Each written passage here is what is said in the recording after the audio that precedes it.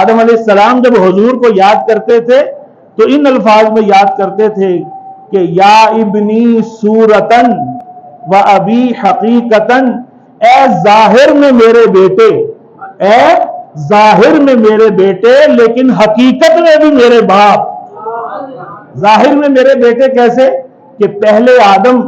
اول الناس جو ہے، پہلے انسان وہ تو آدم علیہ السلام ہے، اور ان سے بھی جو ہے انسانیت شروع ہوئی، اور چلتے چلتے چلتے چلتے سرکار کا تولد بھی جو ہے، سرکار کی ولادت بھی انہی کی اولاد میں سے ہی ہوئی۔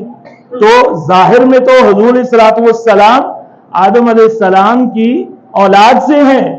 اور حقیقت میں میرے اصل میرے اب جو ہے روحانی طور پر کس طرح کہ یعنی جو میرا پھل، میرے درخت کا جو پھل بن رہا ہے،